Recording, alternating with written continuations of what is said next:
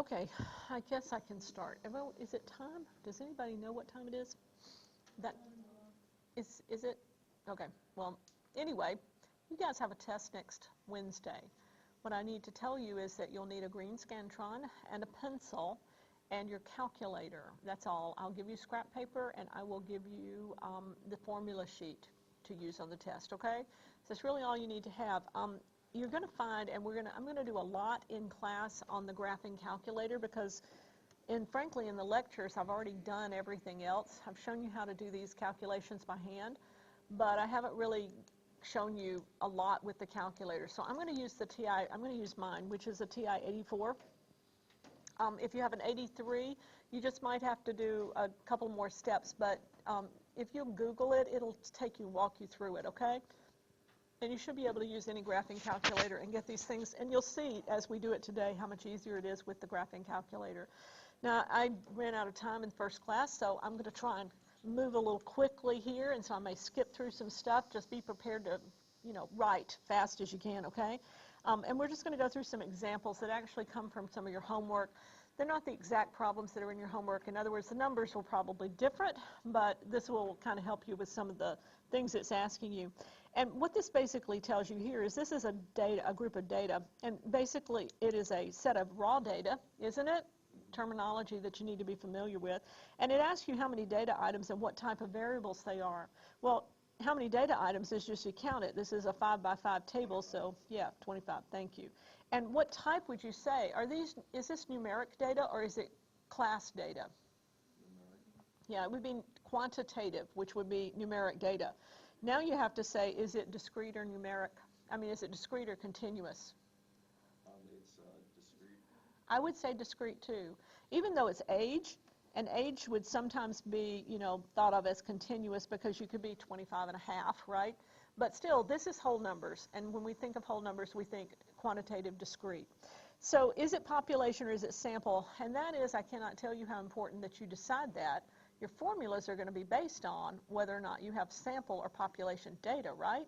So this is a group of spectators at a college football game, and there are 25 of them. What do you think? Is that a sample or was that everybody at the game? Sample. Yeah. It's not the whole thing. It's a sample. So, and then it's asking for a stem and leaf plot. Now, I'm just going to say we're going to take these bottom two sections and get rid of them, and we're going to do a stem and leaf with the top numbers because I'm in a hurry, okay? And that'll shorten it a little bit for us. Let's say we start with how many stems do we have? Well, you start with the smallest stem, which was a 1, and you go up to the highest one, which is a 5. So we're going to have basically, you don't skip stems. You're basically going to have 1 through 5. And then you start off saying 25 would go here, 2 and 5, right? 15 would go on the stem of 1. 59 would go on the stem of 5. 36 is going to go on this stem, and then I'm going to repeat myself. This one goes on the stem of 1 again. I'll put a comma in there. Okay, you can finish this up. I'll finish it. We'll finish it at the same time probably.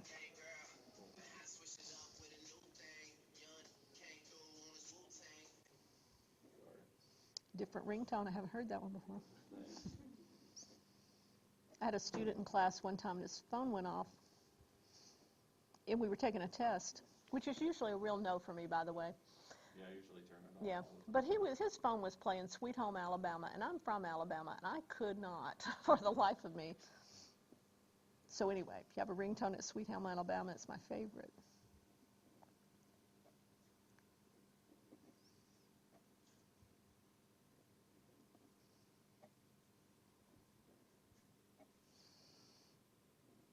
Okay, because I took a bunch of data out, I mean, you see how to do this. Because I took a bunch of data out, I messed up the next question, okay? But let me just fix the next question for us real quickly, okay? I'm gonna say, it's saying what's the shape of the data?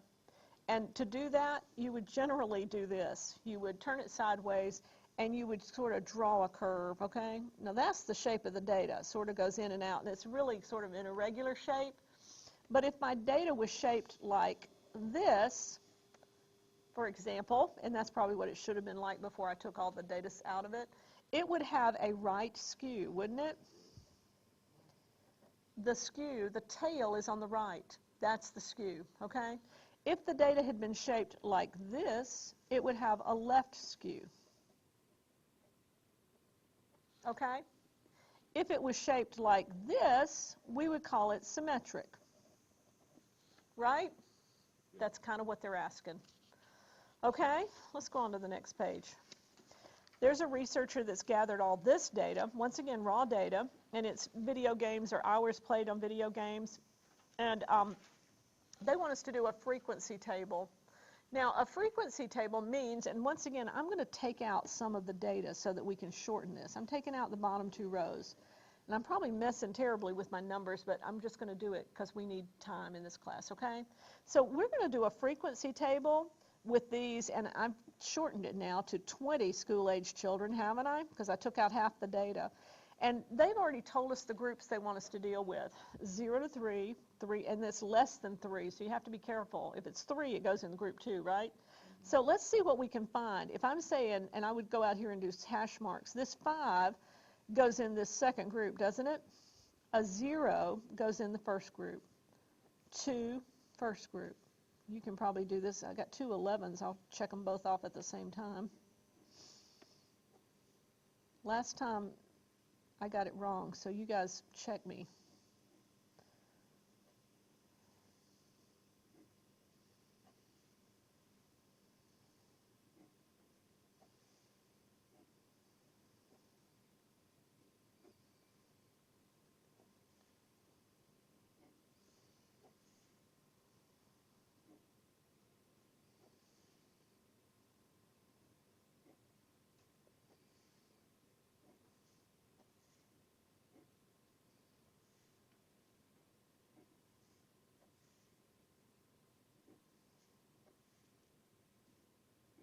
I think that's right.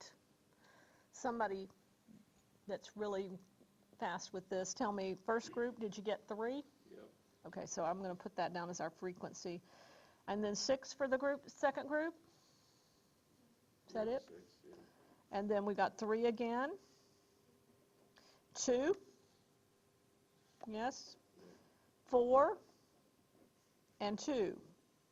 Add those numbers up and see if we get 20, because we need to have all 20 of them accounted for. I think we do. This is the sum of the frequencies, right? Which is also, by the way, n. Yeah, we had a sample size of 20, didn't we? Sum of the frequency, sample size. Now, all it's asking here is the relative frequency. Now, we take the frequency and divide it by the sum of the frequencies, and we come up with a relative frequency. So you should be able to do that very quickly. And then and it's going to be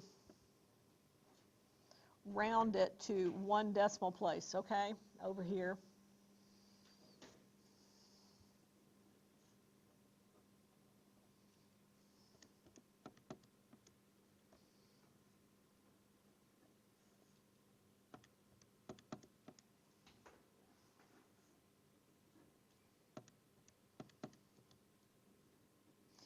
And then sum the relative frequencies. Does anybody know what we really ought to get when we sum all of those relative frequencies? 1. It should be everything. And I can sort of count it here and see it. Say 2, that's 5, 6, 7, 8, 9, 10, 11. I get 1.1. Did you get 1.1? Sometimes rounding will do that. It'll be off just a little bit. We're okay with that. As long as they're really close to the number 1, we're fine. Okay? So you know how to calculate, you know how to group items, take items that are in groups, you know how to group them, you know the upper limit, lower limit, we talked about that, the boundaries, and you also know how to create relative frequency charts from grouped data. Relative frequency charts from regular data would be just the same thing, except for we wouldn't have to, do any grouping, okay? Now, let's do this one, quartiles. Remember how to find quartiles? Quartiles are measures of position. The main thing is if they're asking you for quartiles, you must have ranked data. It has to be ranked. It has to be in order. If it's not, you have to put it there, okay? And on your test, I cannot guarantee you that the data will always be ranked. So check to make sure that the data is ranked, okay? If it's not, you go underneath it and you write it in the right order. And then do yourself a favor and draw your line through the other data set so that you don't accidentally use it, because I've seen that happen too. So anyway, this is ranked. It goes from smallest to largest, and it's asking us the quartiles. Now, when you're deciding quartiles, a quick way to do it is take the data set, divide it in half. The middle value is the quartile. That works for odd number data sets. For even, you have to take the middle two and average them. And this one has 12 items. So we're going to go to 1, 2, 3, 4, 5, 6. And we're going to say this is 6 and this is 7. Quartile 2, which is also, by the way, the median, is right between those two. So for quartile 2, I'd say 43 plus 51.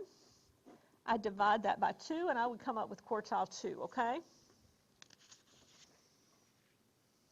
Which, by the way, what did I get for that? I got 47. Do you get 47? Okay, good. There's my quartile 2. Now, quartile 1, I take everything, listen carefully, below quartile 2. So 47 splits it right in half. So do I include 43 in that group of everything below it? Yes, I do. So I have 6. I have an even number again, don't I?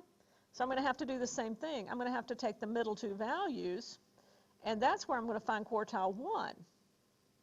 So for quartile 1, I'll go 24 plus 26 divided by 2. I just can do that in my head, right? That's going to be 25. Same thing for quartile 3. I've split the data set. I take everything above quartile 2, and I say 1, 2, 3, these two are the middle two values. That's going to be my quartile 3, and I'll say 64 plus 70 divided by 2. I ended up with 67. I know I'm doing the math for you, but this is the easy stuff, and we've got so much to cover. And then you ask yourself, that question is asked about the interquartile range. Well, all that is quartile 3 minus quartile 1. So I say 67 minus 25, and I come up with, what is it, 42?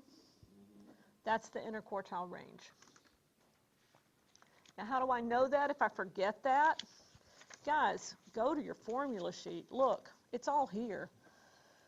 Interquartile range, quartile 3 minus quartile 1. You don't, honestly, sometimes I feel like I'm cheating you. I mean, you're cheating. I'm giving you so much cheat stuff on these tests, because every formula we use is right here, okay? So get used to looking at it, because there's no sense in you having to, stress out about a formula. Just stress about how to use the formulas, okay? Don't stress about the formula, because they're there for you. All right, let's look at page 3 here. I've got to talk about more measures of position. Now, quartiles are measures of position. Percentiles are measures of position. The one thing you have to remember about measures of position is the data sets must be ranked, okay? Once again, I got to have a ranked data set. And I have it.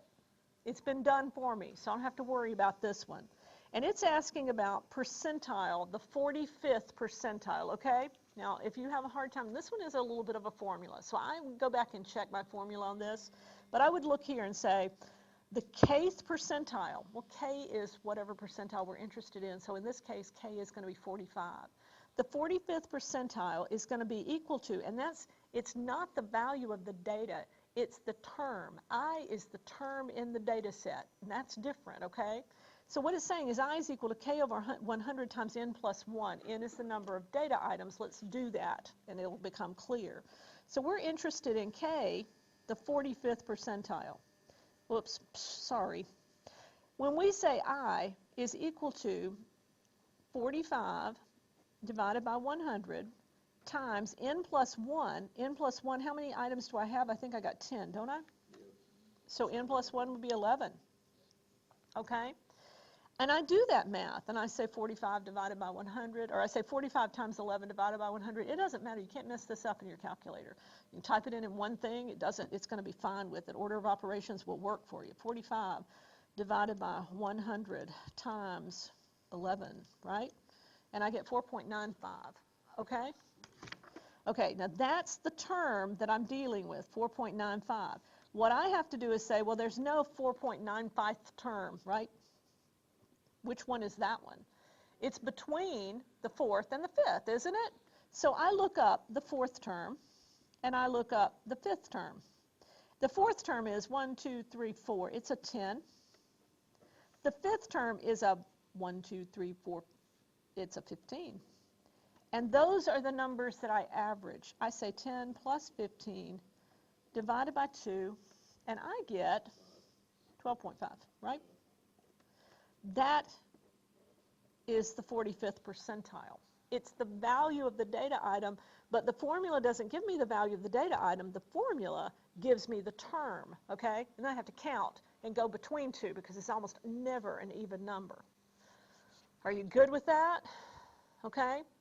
Know what your formula is telling you, because I is not the actual data value. You still got to go back to the data set to find it. So now, what does it mean? Well, it means that 45% of the data falls at or below 12.5. Now look at my data set. 12.5 will be really right here. And it's saying 45% is at or below that. Yeah, that looks about right, doesn't it? Do that quick little double check just to make sure if it's a common sense answer. Otherwise, you can really mess up and not know it. All right, what about 68? Do it real fast for 68 percentile, okay? I only have a couple of minutes to let you do it, so go fast.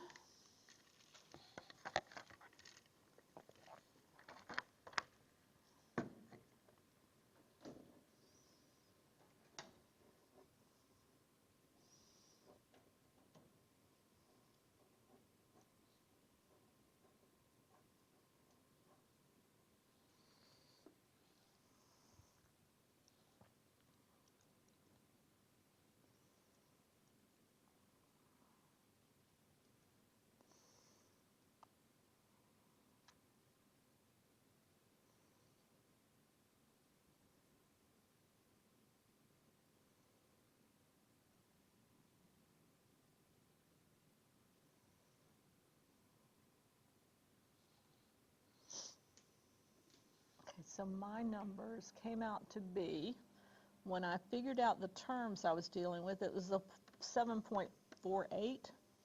So I said I need the 7th term and I need the 8th term. The 7th term, 1, 2, 3, 4, 5, 6, 7, was 18. The 8th term was 25. And those are the two that I'm going to average. And I got 21.5. How's that? Is that good? Okay. What is it telling me? 68% fall at or below 21.5. Okay?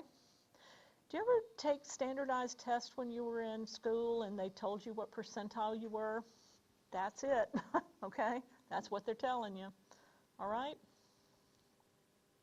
All right, let's do another thing about percentiles. It's saying, in general, what percent of the values in a data set would lie below the 88th percentile? Well, 88% would lie at or below the 88th percentile, right? And then it asks another question. What percent of the values in a data set lie? Anytime a word is in italics, you should probably circle it, especially on a test. Above the 56th percentile. Well, how many percentiles are above the 56th percentile? I got to say 100 minus 56, don't I? So it's 44. That would be the percentages above it. Okay?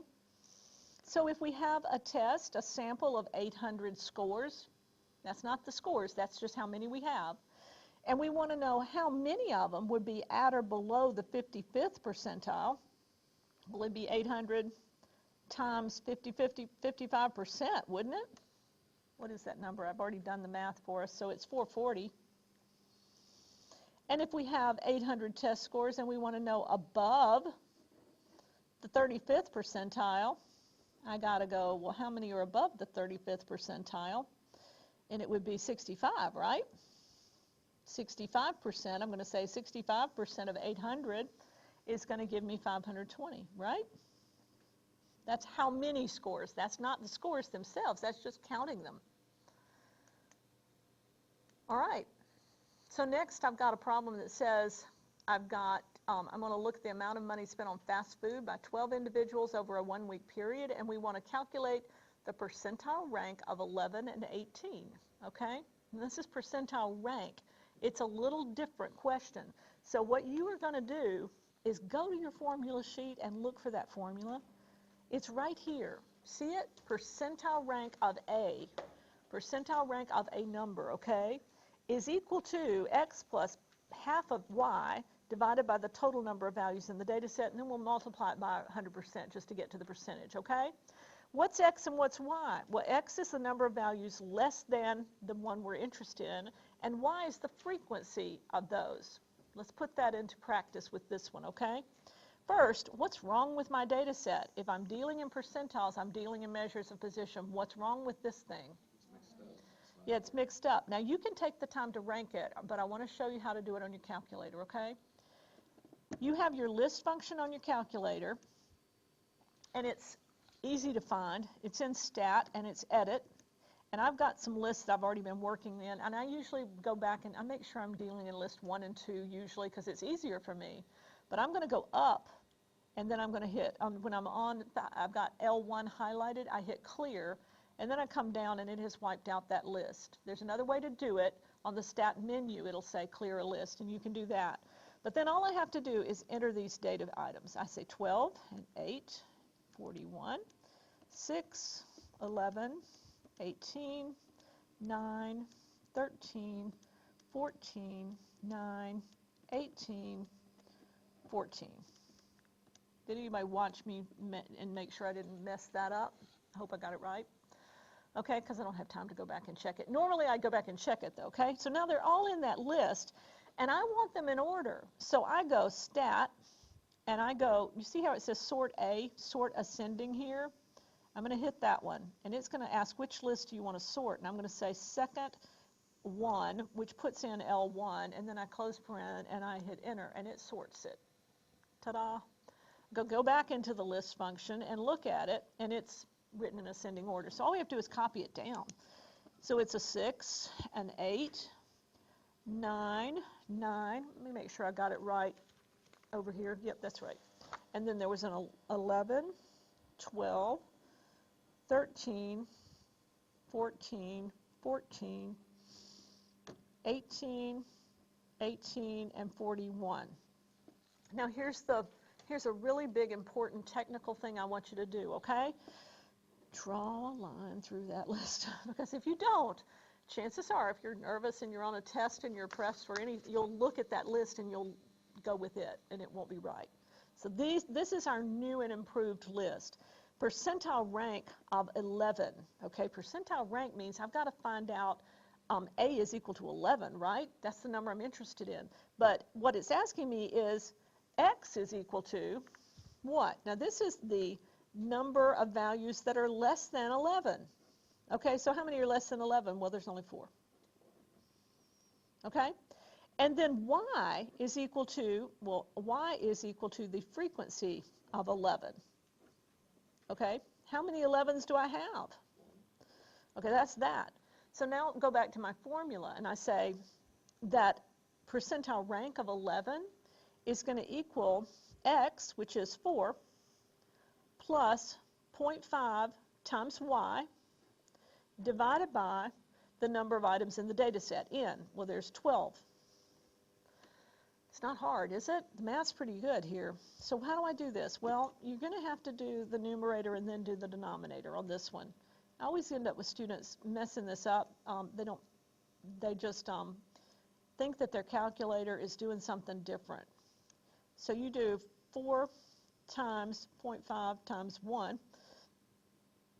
That's wrong. You do 4 plus 0.5 times 1, right? Hit enter, divide by 12, and you end up with 0.375, which you're going to multiply times 100%. As a percentage, that's 37.5%. The percentile rank of 11 is 37.5%. Does that make sense? Okay, you can do 18.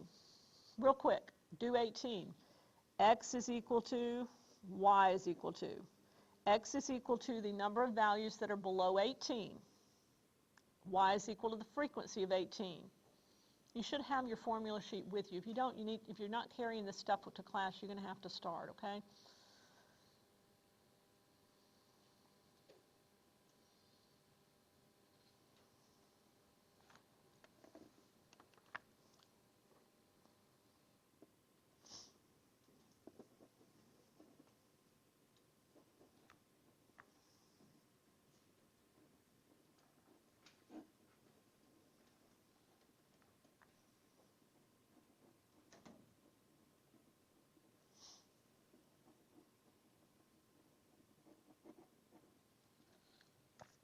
And there's the solution. When you finish it, check and see if you're on track, okay?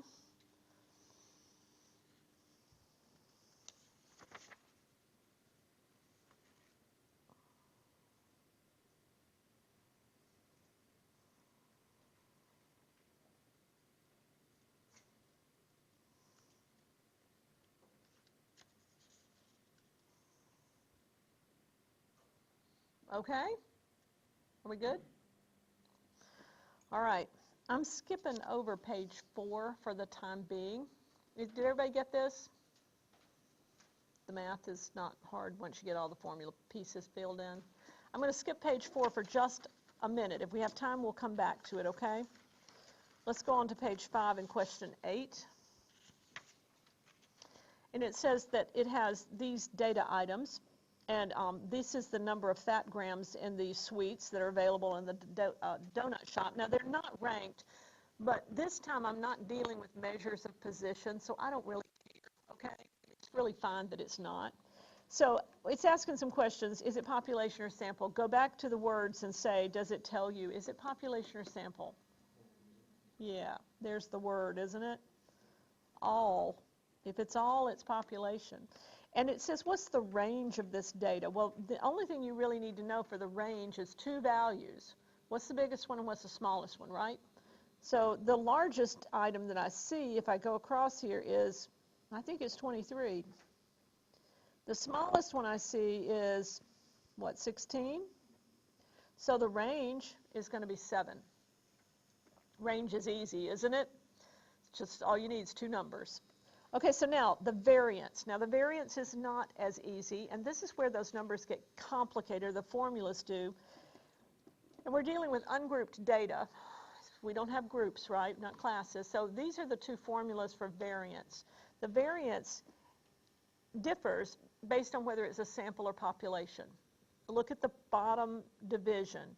Sample, we have to adjust it. We divide by n minus 1. In the population, we just divide by n.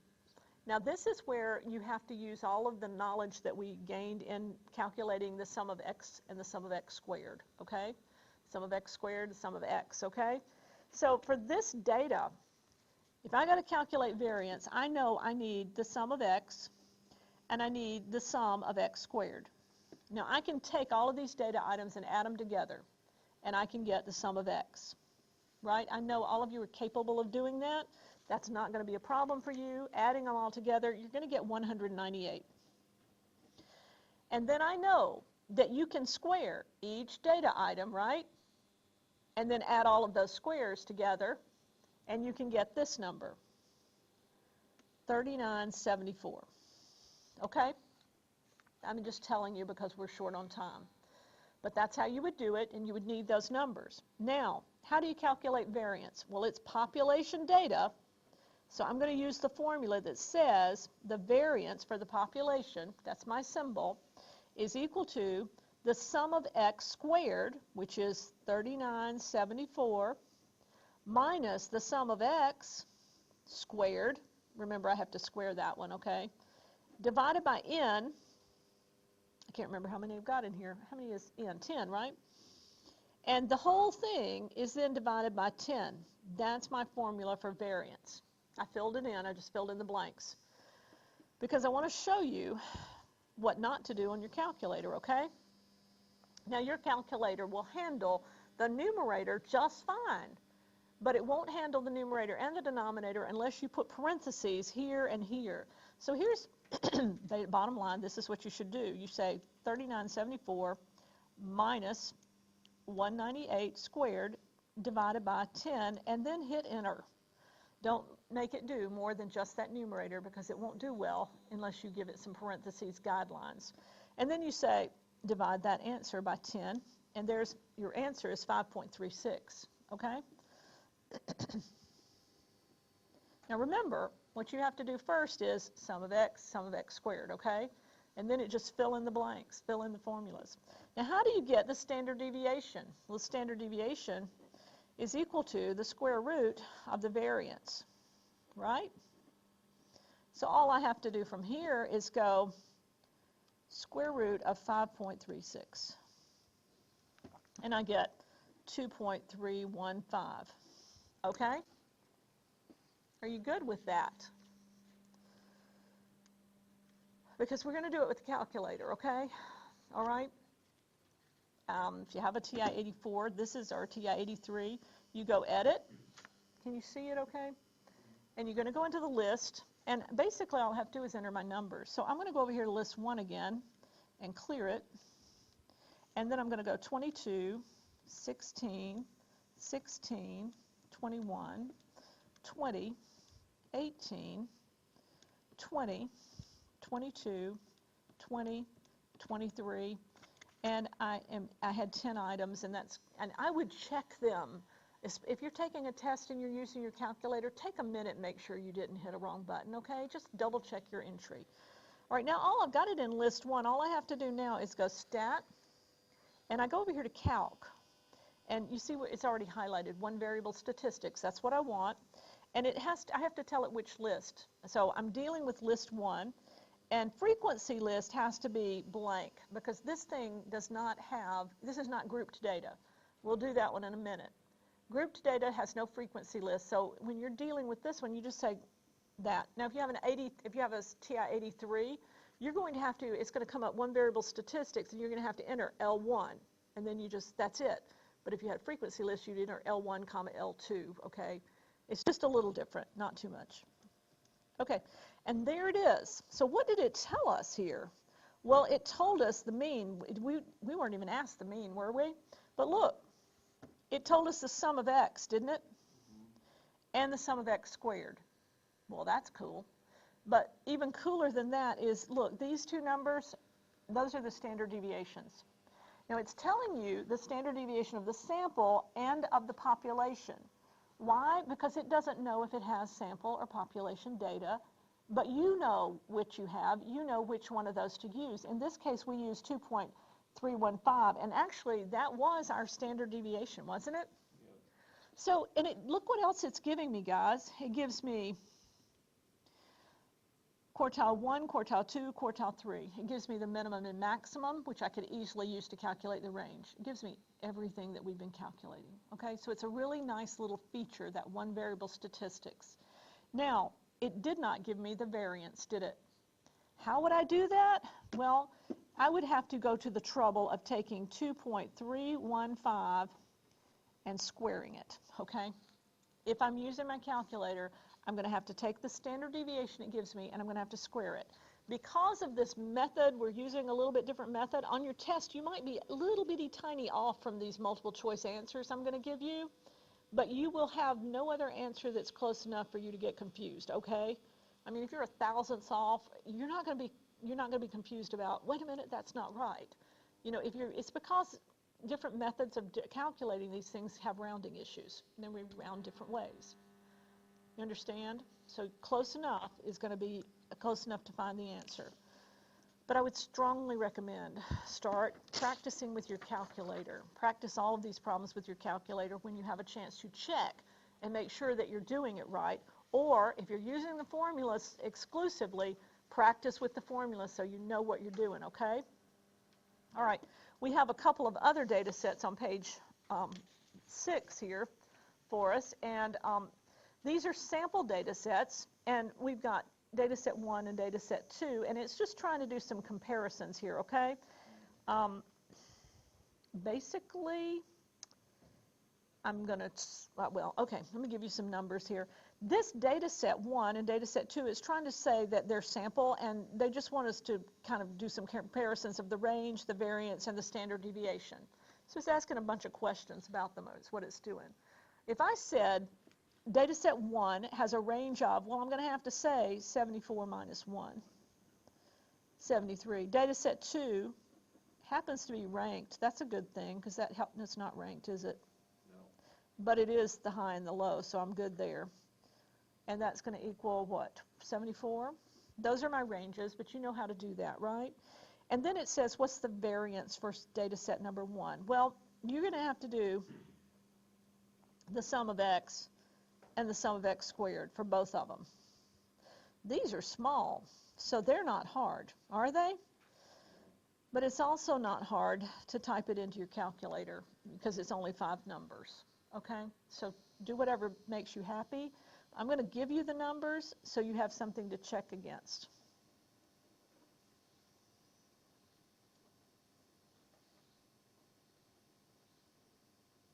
All right, that's what we would get, whatever method you used, calculator or if you used, just doing these by hand. Are you good? Yeah? All right, so now what's the variance? Well, the variance is going to equal, this is sample data. If you're using the calculator, you just look at the sample data standard deviation and you square it to get the variance. But if you're not, you're saying this is your formula. I have to take the sum of x squared, and then I subtract the sum of x, which I have to square, and I divide it by n. Well, there's only 5 items. And then, because it's sample data, I divide by n minus 1, which is 4, right? That's the big difference. And believe me, it makes a big difference in the calculations. So what does this come out to be? And this is, once again, I'm going to give you the numbers. I want you to check later on.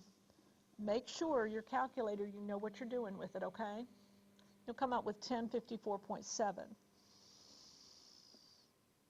Now I'm going to skip on down to this one where it says, what's the standard deviation? Well, the standard deviation is going to be the square root of 1054.7. This is data set 1 I'm working with, okay?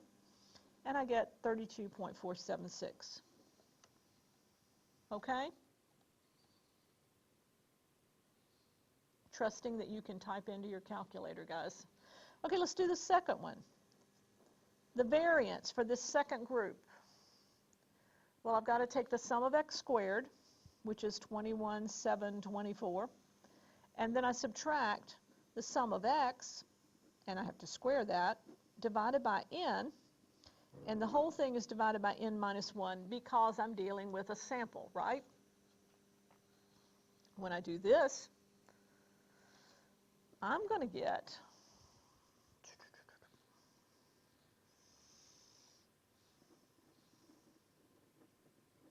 1109.2, okay? How do you get the standard deviation from that? Square root. And the square root of it is going to be 33.305. Now, calculator will give you all of that, except it will not give you the variance. You would simply take the standard deviation and square it to get back to the variance. Okay? So it's asking, do you see a pattern in this? These are measures of dispersion, standard deviation and variance and range and all that.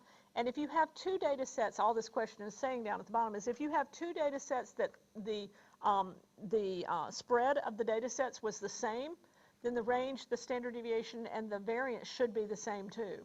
These are really close, aren't they? Not exactly the same, they're close. So they're either going to be similar or they're going to be the same, depending on how close the data sets are. Okay? All right, next, let's go look at question 10. We have a couple, this is the really coefficient of variation I don't cover in the videos. It's just kind of got added in. So I'm going to talk about it just a minute today. If we have 2 different calculus classes and we have the test, and we want to look at the coefficient of variation for those classes, what we're trying to do is compare sets of data and see which one varies the most. In other words, which one is a more accurate estimate of the true mean of the population is generally what we're asking. Okay? Now listen, coefficient of variation is most often used when you have 2 data sets that you want to know which one is the most accurate estimate of the population, and they're not dealing with the same thing. Like if I was going to say age of my students in my class versus test scores of students in my class, those are not the same thing.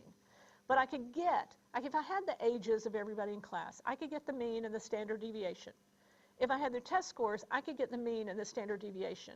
And from those individual means and standard deviations, I could come up with a number we call the coefficient of variation. I could compare the standard deviation divided by the mean, and I would get a percentage or a decimal. And then I could see which class varied the most, okay? That's what it's all about. That's all it's all about. So let's take and do this. We have a mean in this class, the 8 a.m. calculus class. It has a mean, and I'm just going to put mean here, and standard deviation of 10 so that I can remember. And then in the 11 o'clock, it has a mean of 79 and a standard deviation of 19. And it's asking us, really it's saying which one has the greater dispersion, okay? Well, the 8 a.m. class, if I'm looking at coefficient of variation, I'm looking at the formula is standard deviation divided by the mean. And that's in your formula sheet, okay? So I would say 10 divided by 85. And when I do 10 divided by 85,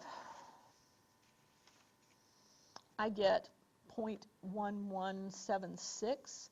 And if I were to take that out to, percentage, I would say 11.8%. When I do the mean divided by the standard deviation divided by the mean for the 11 o'clock class, I'm going to say that's going to be 19 divided by 79, right? And that's going to be 0.2405 or 24.1%. Which one varies the most, guys? The second class. Yeah, the 11 a.m. class. That's all it's asking. Okay? Dispersion, which one is more highly dispersed? Okay? And now, let's talk about grouped data, okay? Now, grouped data, you've already done this. You've already looked at groups, and you know that there's a frequency in how many people or how many fell into each group. We already know this. What this is saying is this is the amount of hours worked per week by 100 IRSC students. Is it population or sample? Yeah, it's sample. Good to know because they're asking for variance and standard deviation, and those depend on whether it's sample or population. What about the mean, though? This is grouped data, isn't it? Grouped data, we have to have a midpoint before we can calculate anything. So I got to say, the midpoint of the group is the lower limit plus the upper limit, which would be 10 divided by 2, so that one is 5. This would be 10 plus 20, or 30 divided by 2. This would be 50 divided by 2. And this would be 70 divided by 2. Whoops. And this would be 90 divided by 2. Quick check to make sure you're on track with this. The class width is what? 10. So the distance between the midpoints must be 10. Okay? I know the class width because I can subtract lower limits of any two classes that are next to each other, right? And I could have just found the midpoint of the first group and added 10 to it, and I would have had the midpoints. This is important because for the mean, I have to say midpoint frequency, don't I? And I have to say sum of midpoint frequency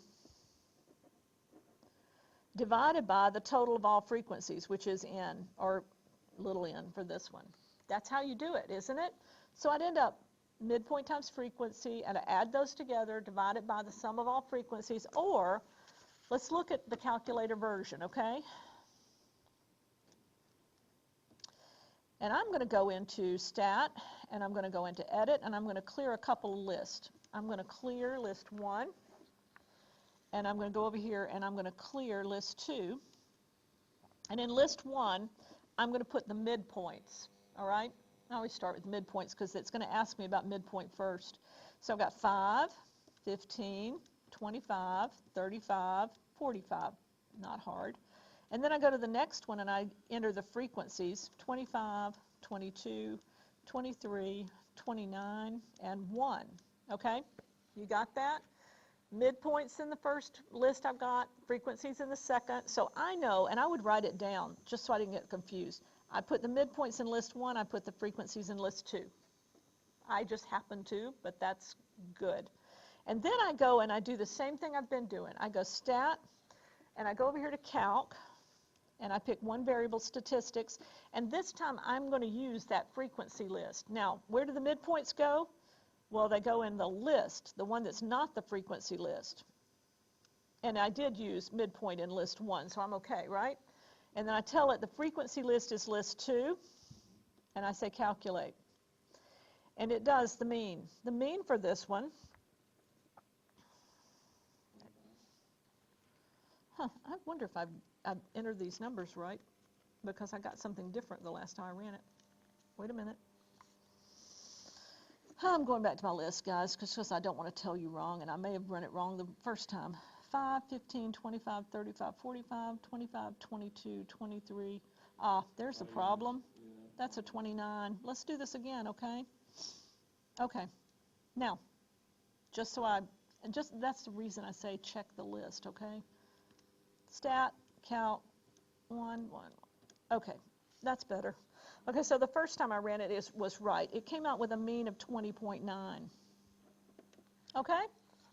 Came out with a mean of 20.9. Now, you would have gotten the same thing if you had summed midpoint times frequency, added all those up, and divided by the total of all the 100 students. That should have been the sum of all frequencies, okay? The next thing is, what's the variance? Well, this one doesn't tell me, but I'm dealing with sample data, so I know the standard deviation is right here, right? It's 11.815, okay? And so I'm going to say for the variance, I'm going to square it. 11.815 squared is what that's going to be. Now, how would I do it if I'm doing this in a formula? It's a little different for grouped data. What you have to have with grouped data is this.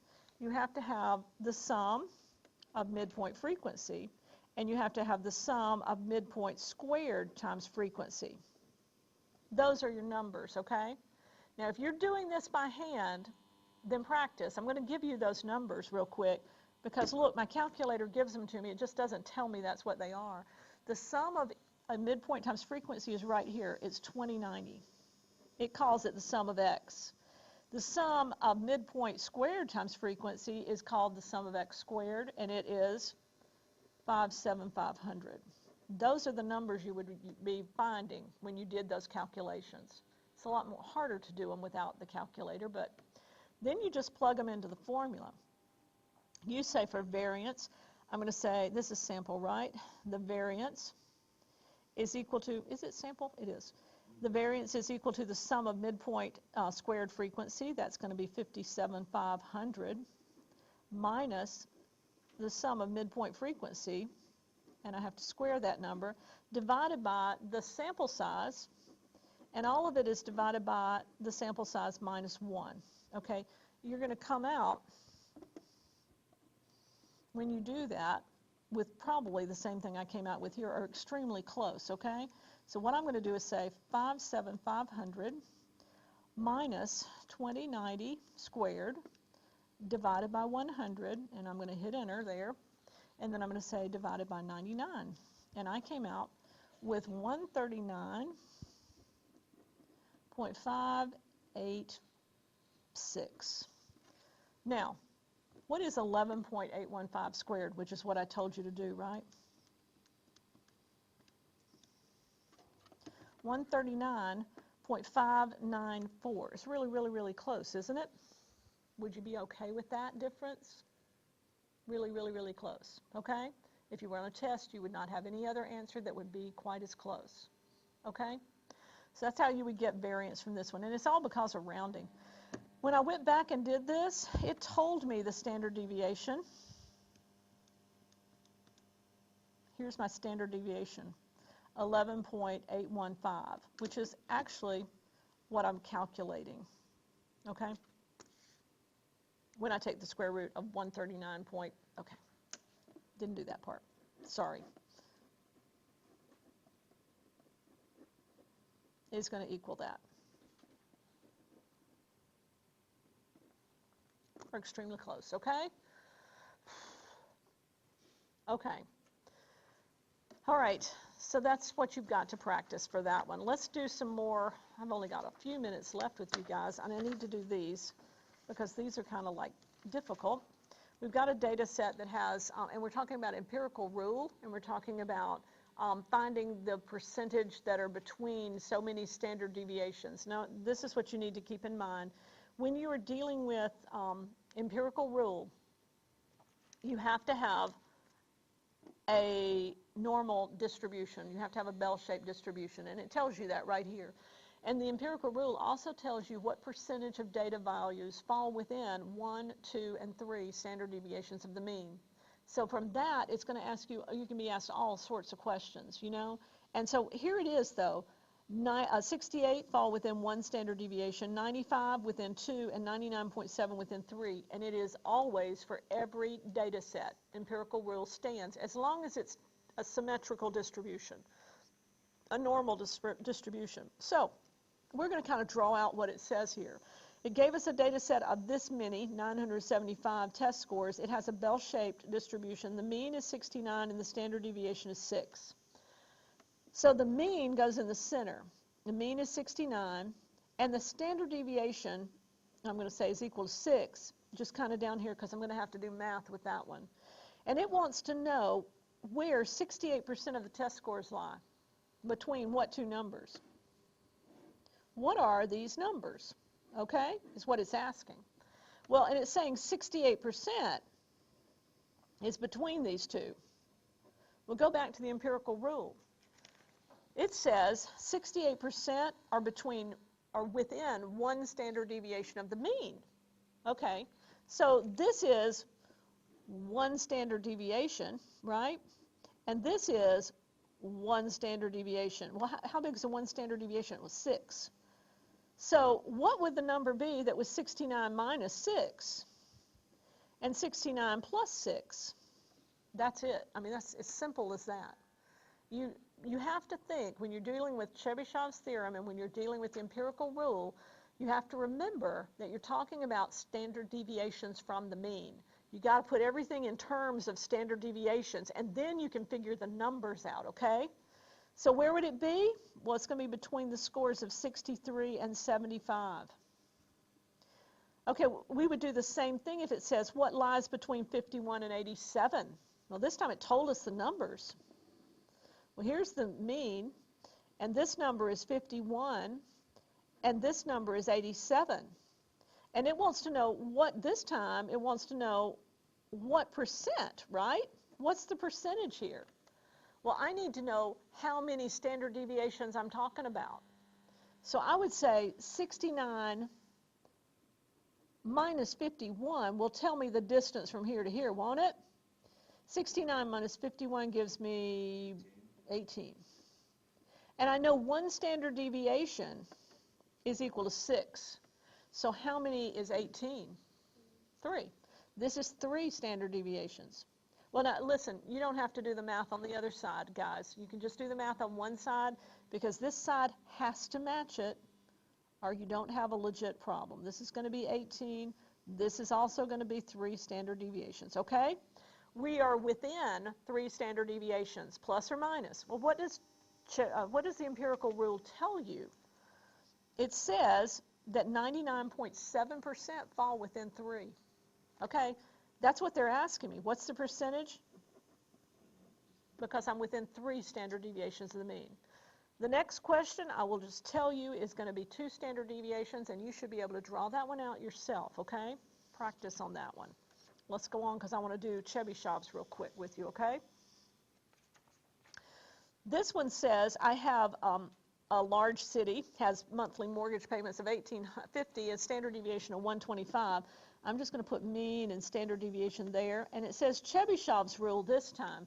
Now, Chebyshev's rule is used when we cannot, we don't have a standard normal data set, okay? So I'm going to still put the mean in the middle.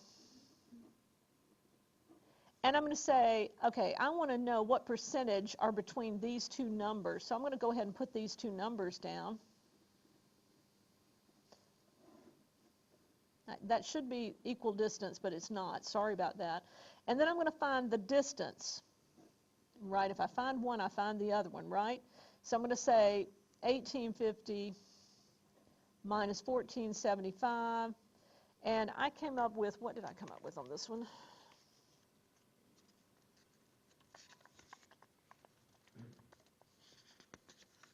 Drat, getting ahead of myself. So I came up with 375. Thank you. 375, and by the way, it comes up with 375 on both sides. And then I take my 125 and I say 375 divided by that 1 standard deviation of 125. And that came up to be, what did it come out to be? 3. So this is 3 standard deviations, and over here is 3 standard deviations, okay? Now, there's a formula for Chebyshev. It is 1 minus 1 over k squared, okay? And k is the number of standard deviations, and then it's going to give us, that's the percentage, that's the way we figure the percentage. So if I have 1 minus 1 over 3 squared, embrace the fractions, okay? It's 1 minus 1 ninth. Well, guys, 1 minus 1 ninth gives you how many ninths left? 8 ninths. And now do the division. Don't do the division until you get there, okay?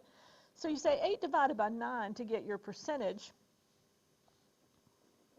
and we come up with 0.89, which is, of course, 89%. 89% are falling within 3 standard deviations. Chebyshev is not as certain as empirical rule. Within 3 standard deviations is 99.7, but that's because the distribution is normally shaped, bell-shaped. These things are skewed all over the place.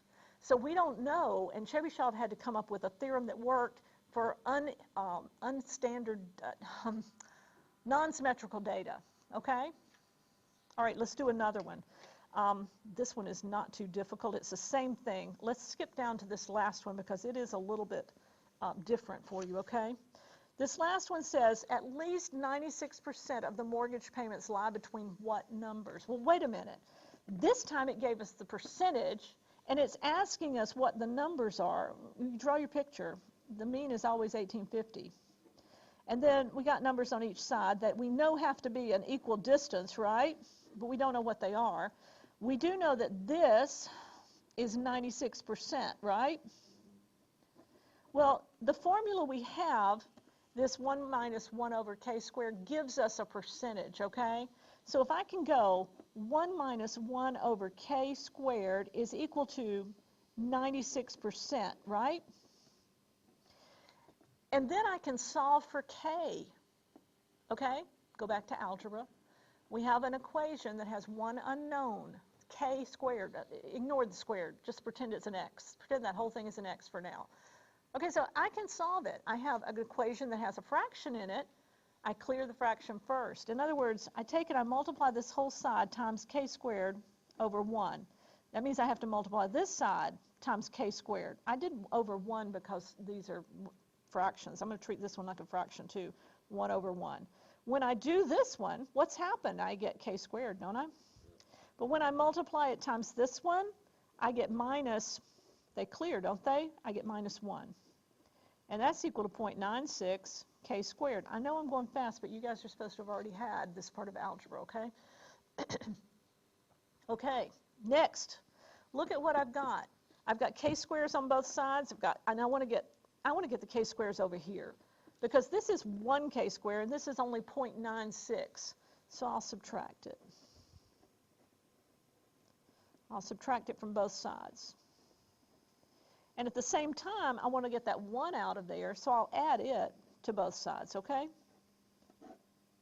What happens? Well, these clear, and these clear, which is what I wanted. 1 minus 0.96. Do you know what that is without using a calculator? Sorry, it'll be back on in a minute. It's 0.04 k squared. It's coming back. It's the most awful place to put an off switch is right under my hand. Over here on the right, all I have is 1. Now, how do I solve for k squared? Well, let's divide by the coefficient 0.04. And it ended up being k squared is equal to, well, what is 1 divided by 0.4? I probably wouldn't try that without help. Divided by 0.04. Ah, it's 25, isn't it? Okay. Now, square root of this one is equal to the square root of that one. How many standard deviations are we talking about? 5. Okay? So this is 5 standard deviations, and this is 5 standard deviations. Okay? Took us a while to get there. How would I find out what the number here is? I would have to take, is it 1850? I would have to take 1850 and say my standard deviation is 125. I need 5 of those, and I multiply 125 times 5, and I get 625. And then I say this, to get to this one, I go 1850 minus 625 gives me 1225. And I say 1850 plus 625, right, to get to this number. And that gives me 2475. It's just basic. That one was really just a lot of basic algebra. And can you extrapolate what you have learned into a new type of problem, which you're advanced math students? That's what they want you to be able to do, okay? Are you good? Sort of, kind of? Okay, we don't have time to cover this last 2 pages, which I never have time to cover, and I don't think you're going to be bad with it. It's just Chebyshev's rule. And what I want to tell you about this page 10, and you'll get to do these in your homework, so I'm not too worried. But look, it's not asking you the values, it's asking you how many car prices, so you're going to have to watch that carefully. And then before you take the test, I want you to pay attention to this. Understand what these shapes are. You know, are they uniform? Are they skewed right? Are they skewed left? Are they random? And this is important. Number 16 down here, it's saying what's the likely order of the mean, the median, and the mode. And I want to tell you this. If you have a normal shape, which this one is really close to normal, the mean, the median, and the mode, they're all right here in the middle. The mode is always going to be at the high point of the data set. The median is always going to be in the middle, and the mean is always going to be pulled toward the skew. Got it? The skew is the tail. So mode, median's always in the dead center of the data set, and over here is where the mean's going to be. It got pulled in that direction. So if you ask us what order are they in, if you have a normal distribution, they're all the same. If you have a skewed distribution, put the mean toward the skew, put the median in the middle, and put the mode on the other side, okay? It'll always work. But you might want to draw that before you answer